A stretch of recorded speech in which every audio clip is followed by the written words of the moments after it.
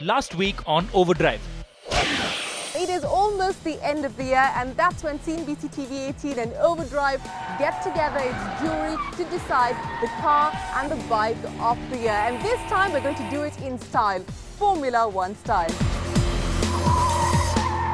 Our jury members were out burning rubber at India's racing arena. Vicky Chandok, Hari Singh, Arman Ibrahim, Sameer Gaur and Gaurav Gill joined Sirish, Bert and Shumi to put the nominees for Car of the Year through their paces. And the price at which they are offering, very reasonable. It doesn't have to look simple just because it's an entry-level car. Very crisp, very good on the brakes, very responsive through the corners. And that's saying a lot about that car.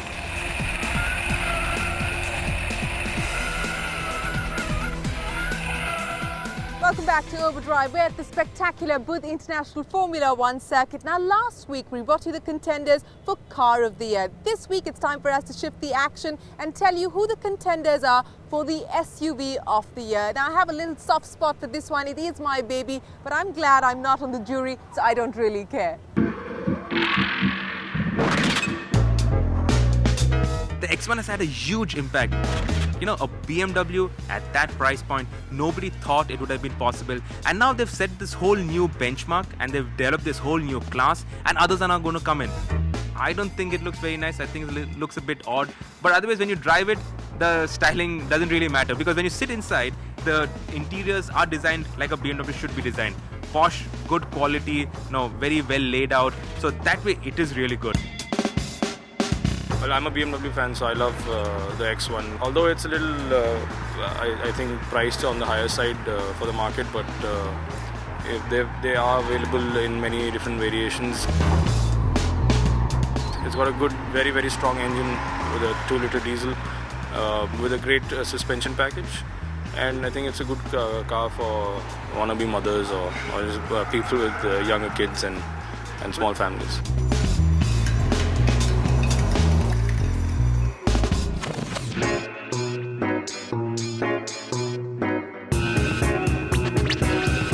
The Koleos, we expected it to come at a cheaper price point. It hasn't come at a cheaper price point. It is still expensive.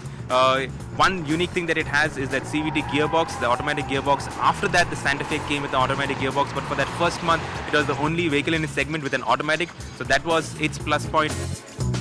Well, yeah, it's a unique design. If you see, it's something completely different to in our market, and we haven't seen one of those previously.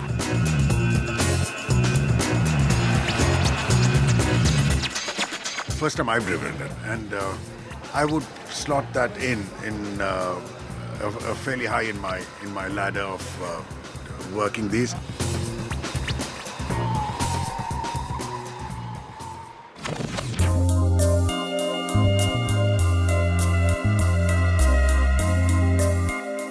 The X3 has had a tremendous impact on the Indian market, principally because the older car, well, that was such a disappointment. I'm not a fan of the exterior styling, but it's a whole lot better than what the old car used to look like. The old car was another bread box, and well, it's changed all of that. The new lines, the new elegance that you see in some of the other BMW models that have come in is now carried forward in the X3 as well, and well, that makes it a nice car to look at.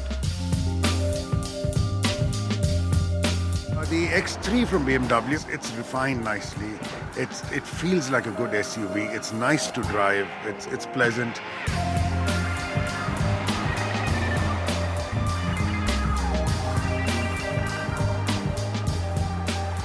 Pricing is right, the engine specs are right, they got both diesel and petrol options. You've got the automatic transmissions, they're very comfortable to drive. They are some of the best automatic transmissions you can buy in the country today. The comfort levels are very, very high. The space is fantastic. I don't see what else you require.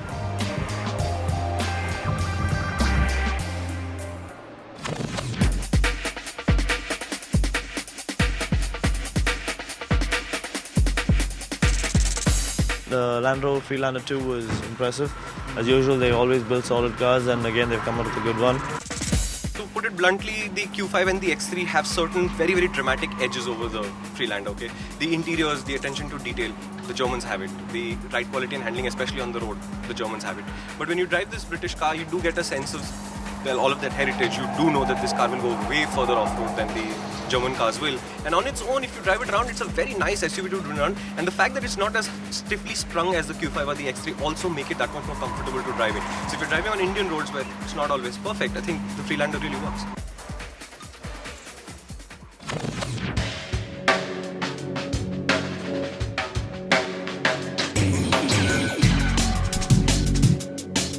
People have loved the Thar wherever I've driven it to.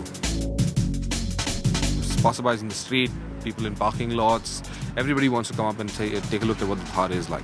A lot of them are disappointed when they see the interior quality, and you expected a lot more from Mahindra on that respect.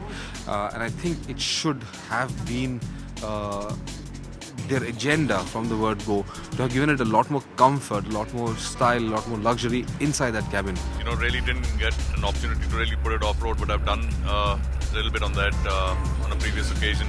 It's got a super engine. Power to weight ratio is, I think that's what's going for it. It's very light and nimble. Front end handling, you know, just a little bit better, I would say. But otherwise, for that kind of price, for a fun car, just open top, fantastic option.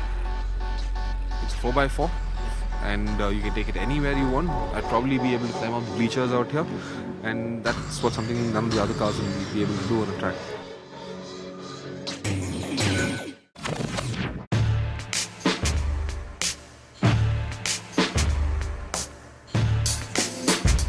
People have been a little wary about where Force Motors have come from, because despite the heritage that they have building SUVs, again, the tracks and other cars, the Judo and all of that, the Force one itself has not been up to people's expectations.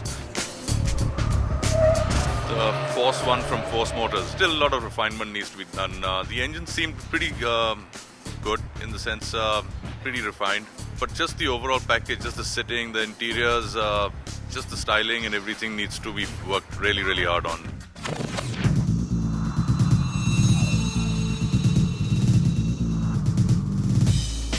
Funny name, XUV 500, but otherwise, what a vehicle, right? Its price, with the feature list, with the way Mahindra has put the whole thing together, with the engineering that has gone behind it, monocoque chassis, Mahindra's first transferred front engine, front wheel drive car.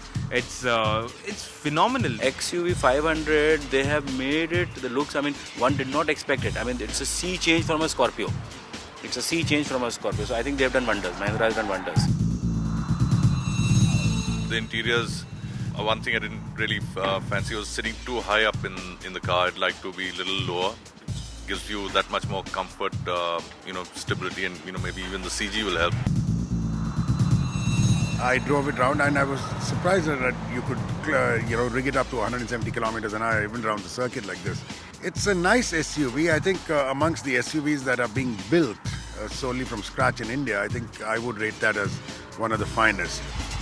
The engine has got good grunt, it's got good bottom end, the gear ratios has matched well to the Indian driving cycle, so you don't have to do too much gear shifting. The gearbox could have been slicker, it's not that slick. You really need to wrestle with it a bit. So it could have been a more slick gearbox, but otherwise the powertrain package is actually quite nice.